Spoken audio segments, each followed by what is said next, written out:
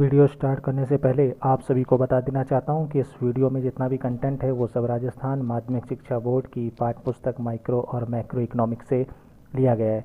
तो आप वीडियो को समझने के लिए बुक की भी हेल्प ले सकते हैं।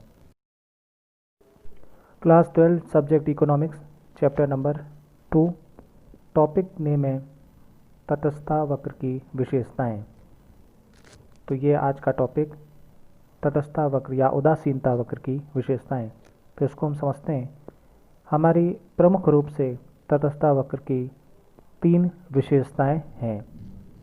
इन 3 विशेषताओं को हम चित्रों के माध्यम से समझेंगे। तो देखते हैं कि पहली विशेषता क्या है। पहली विशेषता है तटस्थता वक्र का ढाल ऋणात्मक होता है। स्लोप के बारे में हम पहले भी समझ चुके हैं कि जो ढाल होगा वो ऋणात्मक होगा, और ऋणात्मक धनात्मक क्या होता है इसके विषय में पहले से डिटेल समझ चुके हैं डिटेल में। दूसरी जो तटस्थता वक्र की विशेषता है वह यह है कि तटस्थता वक्र एक दूसरे को काटते नहीं हैं। ऐसा आपने तटस्थता मानचित्र पे भी देखा होगा कि पहला एक वक्र, फिर उसके ऊपर एक वक्र, फिर उसके ऊपर एक वक्र, यानी 2 तटस्थता वक्र एक दूसरे को कभी काटते नहीं हैं, अलग अलग रहते हैं। नीचे फिर ऊपर इस तरह से रहता है। और तीसरा तटस्थता वक्र मूल बिंदु के उन्नतोदर होते हैं और एमआरएस के कारण, यानी कि घटती हुई सीमांत प्रतिस्थापन दर या प्रतिस्थापन की सीमांत दर जो आपने पढ़ी थी, उसमें जब हम एक वस्तु की अतिरिक्त इकाई यूज़ करते हैं तो दूसरी वस्तु का हम उपयोग थोड़ा कम करते हैं। तो इस कारण यह तटस्थता वक्र मूल बिंदु के उन्नतोदर होता है। अब इनको हम जरा चित्र की सहायता से समझ सकते हैं। तो पहली विशेषता है कि तटस्थता वक्र का ढाल ऋणात्मक होता है, निगेटिव होता है, यानी ऊपर से नीचे की ओर, और वह भी बाएं से दाएं की ओर जाता है, ऊपर से नीचे की ओर और बाएं से दाएं की ओर, ये ऋणात्मक ढाल होता है। ये देखिए लिखे हुए हैं, इसमें 4 चित्र बने। तो आप देखिए पहले चित्र पे भी क्रॉस बना हुआ है क्योंकि ये लंबवत है। आईसी ऊपर लिखा हुआ है, इंडिफरेंस कर्व देख रहे होंगे आप, बाएं से दाएं जा रहा है, लंबवत है, क्षैतिज है सॉरी, और दूसरा वाला लंबवत है, और तीसरा जिस पे क्रॉस है वो धनात्मक है। और एक आपके जो राइट साइड में ऊपर की ओर बना हुआ है, जो राइट साइड में ऊपर की ओर बना है, जिस पे राइट लिखा हुआ है, टिक का निशान है, यही ऋणात्मक ढाल है। यानी तटस्थता वक्र हमेशा इस आकार का या इस तरीके का बनता है, और ये स्लोप या ये ढाल को हम कहते हैं ऋणात्मक ढाल। तो बाकी 3 चित्र जहाँ पे क्रॉस बने हैं, इन क्रॉस से आपको समझ में आ जाएगा कि ये तटस्थता वक्र के ढाल नहीं है, यानी तटस्थता वक्र हमेशा ऋणात्मक होता है। ये देखिए इस चित्र को हम इस तरीके से भी समझ सकते हैं, सिंपल तरीके से। ये एक सिंगल आईसी है या इंडिफरेंस कर्व है, तटस्थता वक्र है, उदासीनता वक्र है, और आप इसकी ढाल देख रहे हैं ऊपर से नीचे की ओर, बाएं से दाएं की ओर, ए से बी की ओर। तो पहली विशेषता तटस्थता वक्र का ढाल ऋणात्मक होता है। अब हम आते हैं दूसरी विशेषता पर। दूसरी विशेषता क्या है कि तटस्थता वक्र एक दूसरे को काटते नहीं है। ये देखिए तटस्थता वक्र एक दूसरे को काटते नहीं है। तो यहाँ 2 चित्र बने आप देख रहे हैं, पहले में वो एक दूसरे को काट रहे हैं तो ये विशेषता नहीं है, और दूसरे में वो एक दूसरे के ऊपर बने हैं, मतलब पहले नीचे एक कर्व है फिर दूसरा कर्व है, तो राइट इसी पे लिखा हुआ है। इसका मतलब यह है कि तटस्थता वक्र एक दूसरे को काटते नहीं है। अब क्यों नहीं काटते हैं? अगर तटस्थता वक्र एक दूसरे को काटेंगे तो संतुष्टि का स्तर असमान हो जाएगा। कैसे होगा ये देखिए इस चित्र में समझ में आ जाएगा आपको। अब ये देखिए ये चित्र में हमको मालूम है कि तटस्थता वक्र जो नीचे वाला होता है वह कम संतुष्टि स्तर को बताता है, और ऊपर वाला तटस्थता वक्र ऊंची संतुष्टि स्तर को बताता है। तो यहाँ पर तटस्थता वक्र एक दूसरे को काट रहे हैं, ठीक है।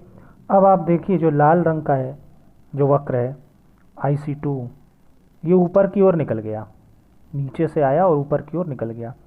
और IC1 जो हरे रंग का है ये ऊपर से आया और नीचे की ओर निकल गया।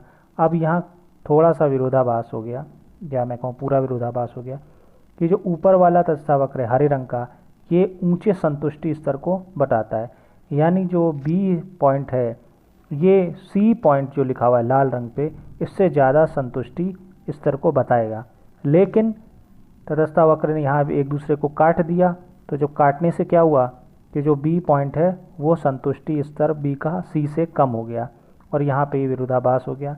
इसलिए तटस्थता वक्र एक दूसरे को काटते नहीं हैं, क्योंकि ऐसा होने से संतुष्टि का स्तर असमान होता है, संतुष्टि का स्तर असमान हो जाता है।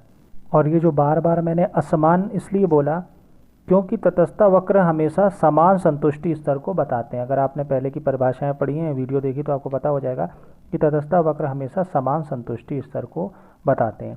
अब हम आते हैं तीसरी विशेषता पे कि तटस्थता वक्र मूल बिंदु के उन्नतोदर होते हैं।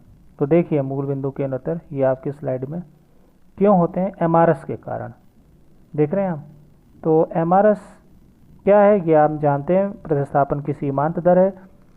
प्रतिस्थापन की सीमांत दर में अगर हम एक एक्स वस्तु या कोई पहली वस्तु के उपयोग को एक अधिक बढ़ाते हैं या एक अधिक यूज़ करते हैं तो दूसरे वस्तु में कुछ कमी आती है एमआरएस में।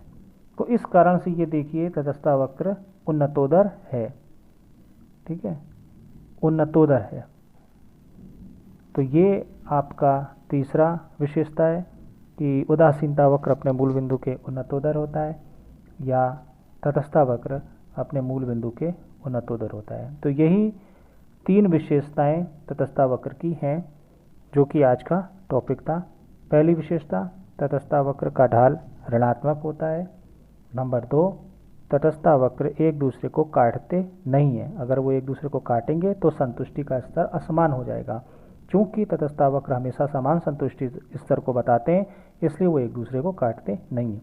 और तीसरा, तटस्थता वक्र अपने मूल बिंदु के उन्नतोदर होते हैं।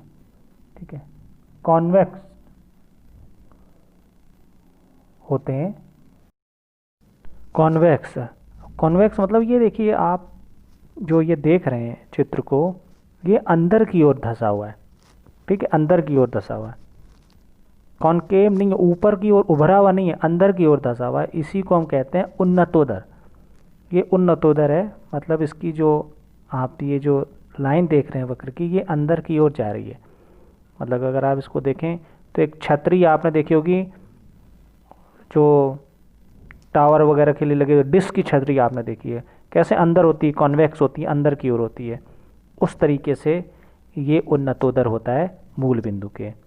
ठीक है, अगर ये जस्ट अपोजिट होता, उल्टी साइड में होता, तो ये हो जाता कॉनकेव। तो ये उन्नतोदर मूल बिंदु से होता है। तो ये इसकी तीसरी विशेषता थी। तो ये तीन विशेषताएं हमने थोड़ी सी समझी। यही हमारा आज का टॉपिक था। नेक्स्ट टॉपिक हमारा बजट रेखा होगा। अगर वीडियो को में कोई प्रॉब्लम हो तो आप व्हाट्सएप पे पूछ सकते हैं। Thanks for watching.